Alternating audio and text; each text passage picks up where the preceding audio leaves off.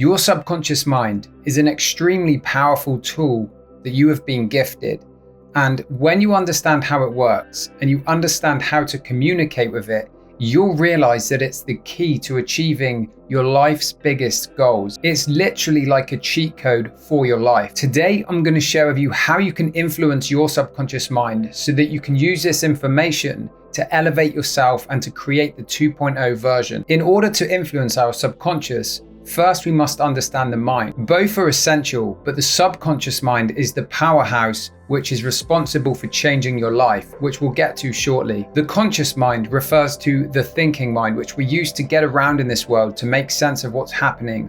We use it consciously to make decisions. The conscious mind is also linked to our senses, so we can identify in our environment what's happening, so it's extremely important. But when it comes to changing our life and achieving the things that we want in our life, it's the subconscious mind which does a lot of the heavy lifting. Because I can point out an obvious problem with the conscious mind. You understand consciously that there are certain things in your life sometimes that you say you must do or you know you should do, but you just don't do it. And that's because it's your subconscious mind that is running most of the show. In fact, I've heard both Dr. Joe Dispenza and Bruce Lipton share that for 95% of the day, we're operating from the subconscious mind. Therefore, it makes sense that we want to master this. You can view the subconscious like an operating system.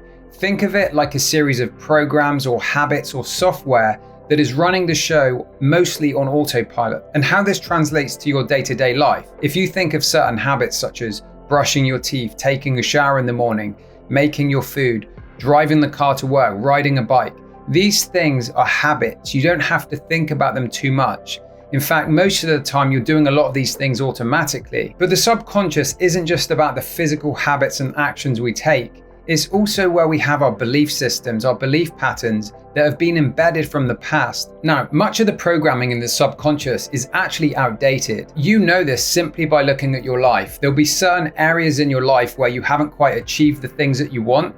There'll be areas of your life where you're struggling. And oftentimes it's because we're living on old conditioning, we're living on old belief patterns that no longer serve us. And so this is why when we want to change something in our life, it involves more than just trying to change the physical actions in our life and setting new goals from the place. It's about making those internal shifts and connecting it to the subconscious mind so that we can make lasting change. You've probably heard of the saying that you're a product of the 5 people you spend the most time with. Or maybe your income is the average of the top 5 people you spend the most time with. Now, this is true, but what's also true is that you can be programmed from conversations with other people, from the things you're watching on TV, the news, what you absorb from social media. And as I've said in the past, you're programmable by design, but we actually want to take control of that design and influence the subconscious. So now we're going to get into 3 ways in which the subconscious mind can be manipulated in order to get the things that you want in your life. The first way is through the repetition of a thought or a new idea. Now, this is something that Bob Proctor taught me many years ago. Now, this can come in different formats depending on your preference. For example, some people like to use a vision board to create visual images of the things that they want to achieve in their life.